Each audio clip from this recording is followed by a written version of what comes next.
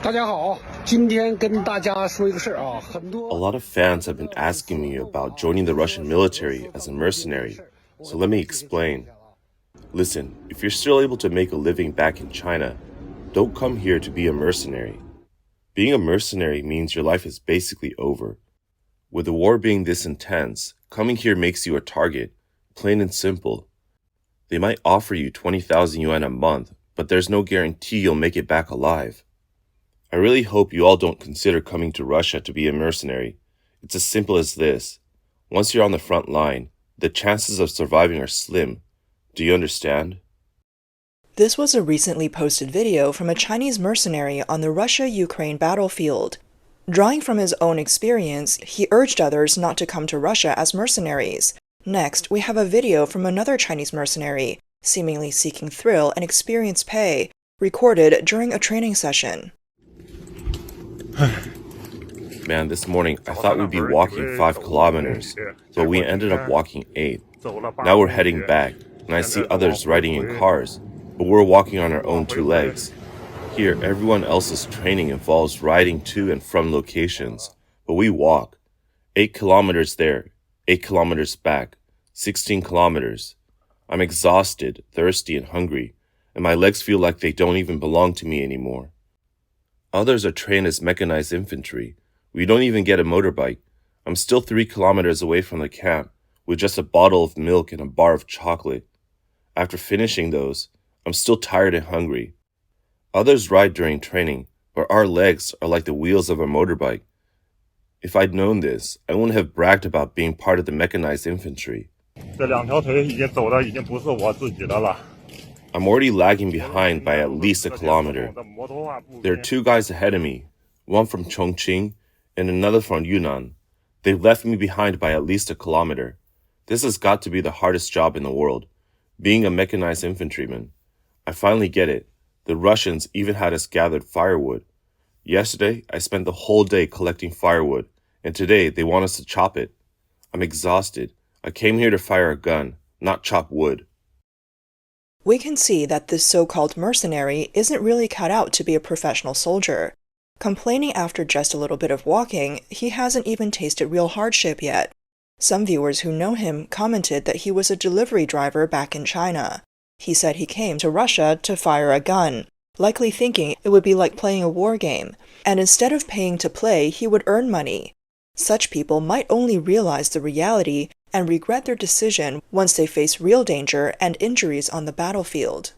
On October 19th, Chinese mercenaries Lao Wang and the Warden did a live stream where they casually mentioned how errors by Russian commanders are common.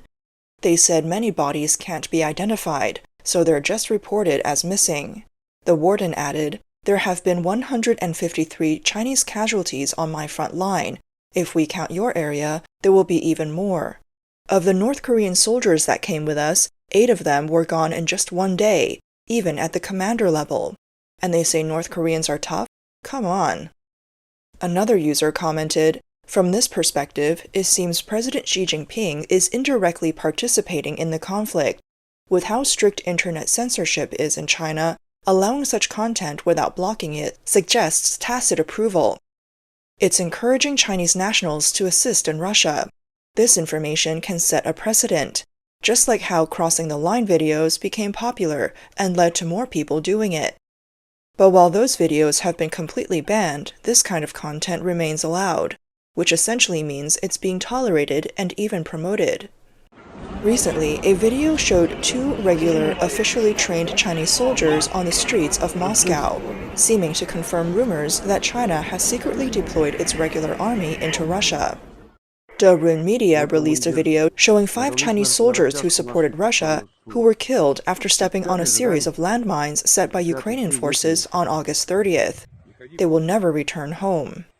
Recently, Chinese media reported that 2 Chinese men, Liu Hongwei and Liu Jie, joined the Russian military and were deployed to the front lines of the Russia-Ukraine war. However, they both perished after just 1 day. It's reported that they arrived in Russia in early June, received over a month of basic infantry training, and were then assigned to units mostly composed of foreign personnel. The post mentioned that Liu Hongwei and Liu Jie initially had no idea what their mission was until they reached the front lines, where they discovered that they were assigned to a strike team. By then, it was too late to back out. The two had communicated online with other Chinese soldiers in Russia, and they were said to have decent military skills. Unfortunately, they were sent to the front lines as expendable assets. Some Chinese soldiers joined the Russian military training and headed to the eastern Ukraine battlefield with high morale. However, after experiencing the harsh realities of war, one of these soldiers wanted to return to his powerful homeland. But the Russian military officers did not allow him to leave. They beat him continuously, even using sticks, while he pleaded in Chinese. Online comments sarcastically remarked that these Chinese soldiers who volunteered to support Russia had no idea that heading to eastern Ukraine was essentially a death sentence. The moment they realized it, they became scared, which was both shameful and sad. What happens when a mercenary's contract ends and they want to go home? The answer can be found in the words of the Warden, who was mentioned earlier. Earlier, I said my expedition was over, but that wasn't true. My superior spoke to me and said that my contract would only end once the war was won. As an intelligence officer, I'm obligated to continue leading members of the storm troop. They're planning to send me to command the most dangerous unit within the troop. 2 of my men managed to escape, and now there's a full-scale search for them. If they get caught, it's certain death, so I can only wish them good luck. And about this job, it's basically about getting fed. Some people accuse me of siding with the enemy. First of all, you need to understand who pays my salary and feeds me. If I come back, will you feed me? If I can't even get enough to eat, what's the point of talking about ideals? If I return, I'll have to find a job myself, and there's no guarantee anyone will hire me, so I go back. Some of the guys here complain about how bad the Russians are, how they aren't nice to us. I tell them, no matter how bad the Russians are, the culture is different, but they still give me what I'm owed. This man might represent the mindset of many Chinese mercenaries. If they weren't struggling to put food on the table in China, who would risk their lives like this for money? When he said, no matter how bad the Russians are, he abruptly stopped, hesitant to say more. Perhaps he still has hopes of returning to China, and he doesn't dare criticize the real villain, the Chinese Communist Party, which has left him struggling to get enough to eat. It's quite ironic that in a country claiming to be the world's second-largest economy, so many people are still struggling to get by. The Chinese mercenaries on the Russia-Ukraine battlefield inadvertently exposed the reality of the CCP's crumbling economy. There's a mercenary called Li Jianwei who frequently posts commentary on the Russia-Ukraine battlefield. He has gained a bit of fame on the platform for discussing topics related to Chinese mercenaries, and here's how he describes the situation on the front lines. I didn't expect this to last so long, really.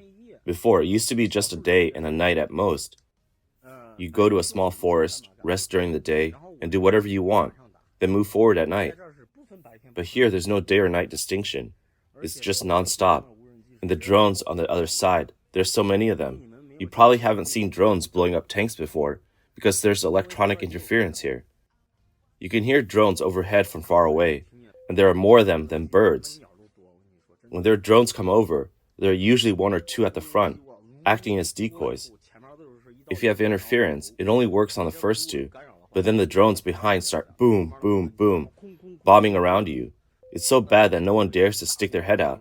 Nobody dares to. Their intelligence is really good. As soon as the tank arrives here, they've already detected it. Then they start bombing, and no one dares to expose themselves. Some of the drones even carry C4 explosives or anti-tank rockets. They hit your tank with a bang bang, at least 2 or 3 shots, and it's turned into scrap metal. So this war isn't like I imagined. I thought it would be like in the movies. I thought it'd be okay, shooting from a distance, throwing a grenade up close, kicking the door down. It's all just like what you see in the movies. I thought I'd get to try out all those things from the films I watched. It'd be fun, a great experience. But it's different here. They're ruthless, and so are we. To put it bluntly, no one holds back. Even the most basic bullets have been swapped out for armor-piercing rounds, just to make sure they kill. Understand? They're making sure you don't survive. Maybe he really did watch too many movies, thinking war was just a game or an experience. This is all thanks to years of CCP propaganda, which portrayed the harshness of war as if it were some kind of comedic anti-Japanese drama. Earlier, Chinese mercenary Lao Wang mentioned the presence of North Korean soldiers on the Russia-Ukraine battlefield, indirectly confirming reports that North Korea has sent troops to Russia. In the eyes of people around the world, North Korean soldiers, known for being armed to the teeth and marching with their distinct rhythmic steps, have always been shrouded in mystery. Many have been curious about how capable this mysterious force really is. Recently, a senior Ukrainian officer reported a large-scale escape of North Korean soldiers near the Russia-Ukraine border.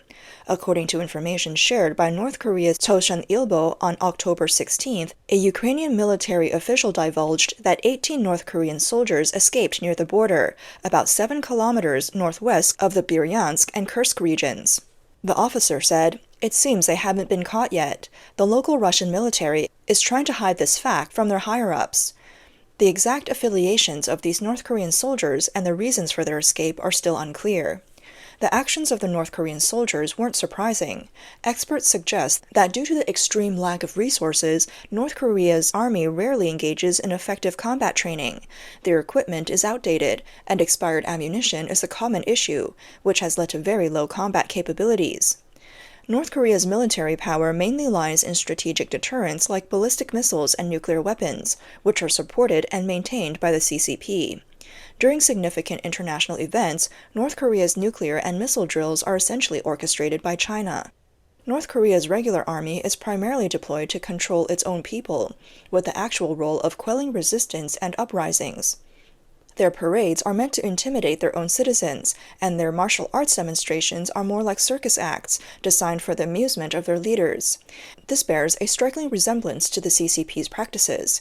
So, when it comes to real warfare, the lack of military competence among North Korean soldiers becomes evident. These North Korean soldiers were fully aware that they were sent to the Russia-Ukraine battlefield as cannon fodder. Back home, there's hardly a chance to escape, so this seemed like a great opportunity. For them, the most dangerous place is actually their homeland. The fact that these North Korean soldiers fled before they could be used as cannon fodder might change some perceptions about them. It turns out they're not as naive as people once thought. The situation of Chinese mercenaries who entered the Russia-Ukraine battlefield early on is much more complex. Most of them are former soldiers who, struggling with tough lives and no stable prospects, decided to try their luck to earn some money. A smaller group consists of thoroughly brainwashed civilian volunteers who are seeking thrills while dreaming of making a fortune or becoming legendary heroes. There's also a tiny minority of active-duty military personnel from the CCP, disguised as mercenaries. Their mission is to gather intelligence, and they typically have an understanding with the Russian military, so they're not usually sent to the most dangerous frontline positions. A video from the Ukrainian military showed what appeared to be captured Chinese mercenaries. Commentators reacted, saying, "Being captured is actually quite fortunate. At least they get to return home alive. But do they even know who they're really fighting for?" Recently, China's Ministry of Defense has been preparing propaganda to formally deploy troops to support Russia. They even set up a Douyin account named Ministry of Defense Release, which quickly amassed over 19 million followers. The first video posted on the account reached 2 million views within 2 hours. However, when one user checked the comments section, they found a flood of remarks mocking Chinese soldiers. Some even referenced the recent Land Rover woman incident in Qingdao, where a female driver assaulted a veteran, sparking ridicule towards Chinese troops. Increasingly, people believe that the Chinese military no longer serves the people, and that brainwashed soldiers are just a small group of enforcers for a privileged class. The North Korean soldiers we saw earlier are nothing more than personal enforcers and tools for making money under the Kim family's dictatorship. They don't even have the most basic personal freedoms or dignity. So, despite how absurd and almost comedic their marching style may look, their true capabilities are exposed on the battlefield. As for the Chinese who go to Russia as mercenaries, most do so because of difficult circumstances and lack of hope, risking their lives to make money. But there are also a few who have been truly brainwashed by the CCP. They believe they're being patriotic, thinking that war is something to experience, a way to earn money while venting their frustrations and anger. These individuals are the most pitiable. They don't realize that the CCP tacitly approves or even encourages them to become mercenaries in Russia as a way to divert social conflicts and eliminate unstable elements. It also helps to ease employment pressure, sending them to their deaths as cannon fodder. The CCP never intends for them to come back alive. Of course, there are still many clear-headed individuals within the Chinese military. The following words from one such soldier gave a glimmer of hope. If there's a war, I'll come when called. I believe we veterans should make it clear. We'll fight for the people and for the country, even if it costs us our lives. But if it's to fight for the privileges of beasts, not even a firing squad could make us go. Comrades, don't you agree? Kudos to this veteran.